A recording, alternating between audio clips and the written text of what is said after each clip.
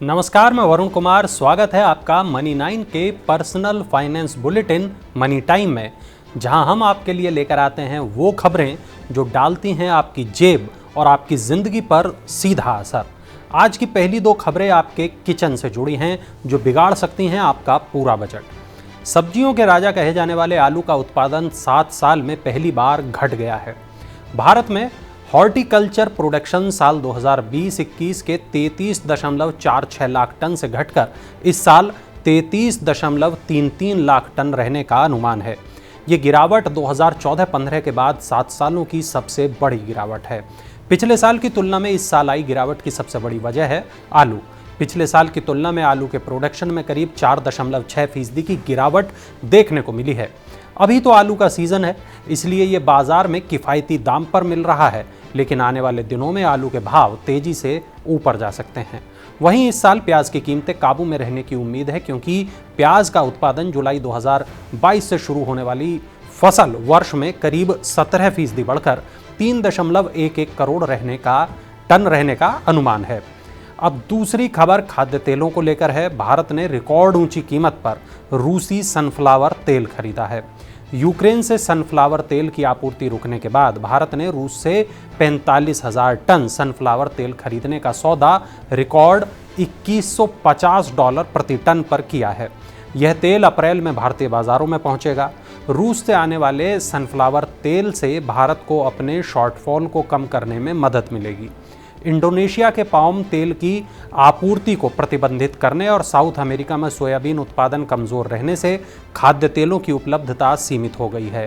रूस यूक्रेन युद्ध से पहले यूक्रेन से सनफ्लावर तेल की आपूर्ति $1630 प्रति टन के भाव पर हो रही थी, लेकिन अब रूस से सनफ्लावर तेल की आपूर्ति $2150 प्रति टन पर होगी। इसमें कॉस्ट, इंश्योरेंस और फ्रेट भी शामिल है।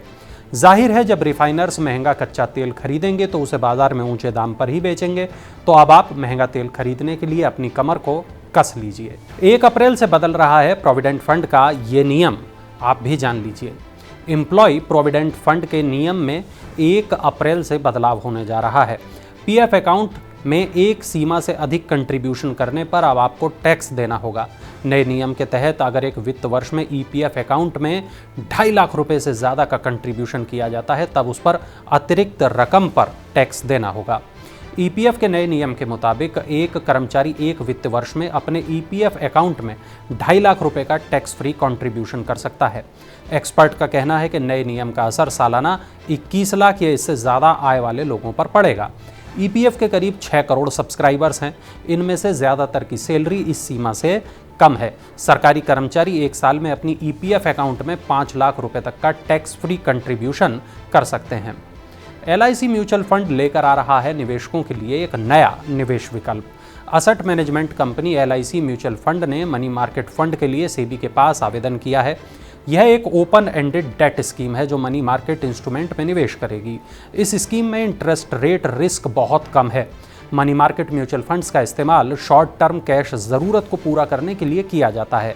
इसकी औसत मैच्योरिटी 1 साल की होती है। मनी मार्केट इंस्ट्रूमेंट में commercial papers, commercial bills, treasury bills, corporate bond, government securities, state development loan आदि शामिल हैं। LIC mutual fund money market fund के लिए benchmark Nifty money market index होगा। इस स्कीम में न्यूनतम निवेश राशि 5,000 रुपये की है। आपको बता दें कि SBI savings fund, Aditya Birla Sun Life money manager fund और HDFC money market fund Bharat में सबसे बड़ी मनी मार्केट स्कीम है।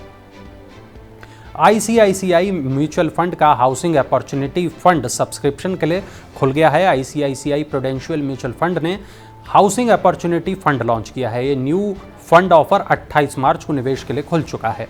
ये फंड हाउसिंग थीम पर आधारित है।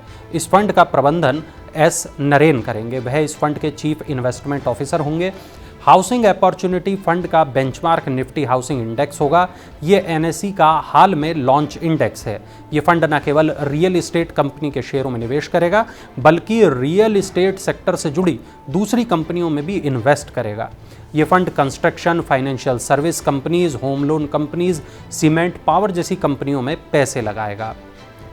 रुचि सोया के एफपीओ में पैसा लगाने वालों के लिए आ रही है अब एक नई खबर। रुचि सोया लिमिटेड ने अपने एफपीओ के लिए इश्यू प्राइस तय करने के लिए आयोजित होने वाली बोर्ड मीटिंग को 31 मार्च के लिए टाल दिया है। पहले मीटिंग 29 मार्च को होनी थी। कंपनी को एक कदम इसलिए उठाना पड़ा क्योंकि सेबी ने रुचि सोया को 30 मार्च तक निवेशकों को एफपीओ के लिए अपनी बोलियां वापस लेने की सुविधा देने का निर्देश दिया है।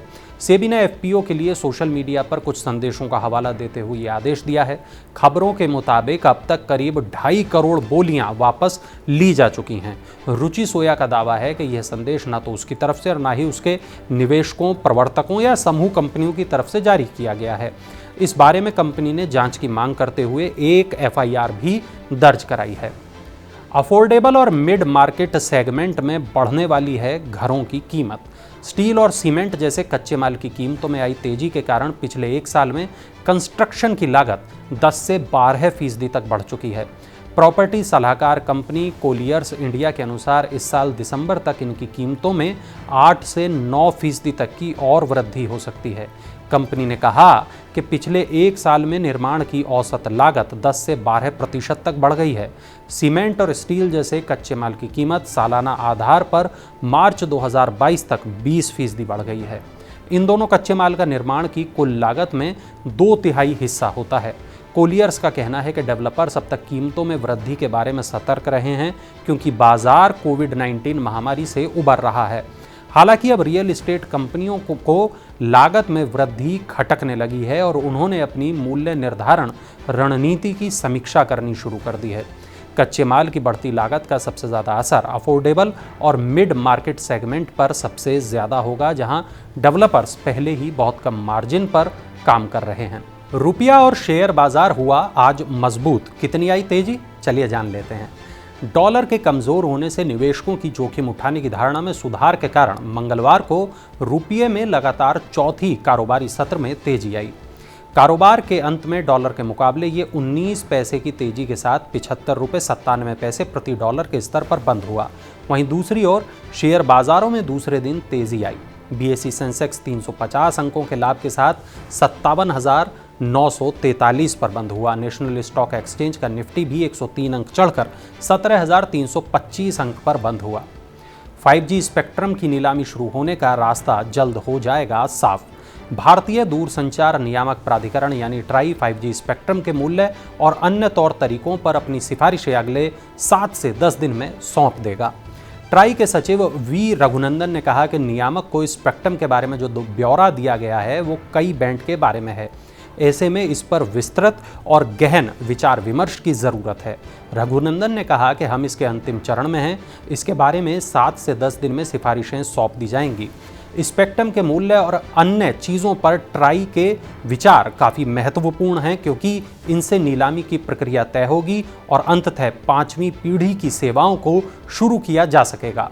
केंद्र सरकार भी साल के अंत से पहले 5G सेवा शुरू करने का लक्ष्य लेकर आगे बढ़ रही है।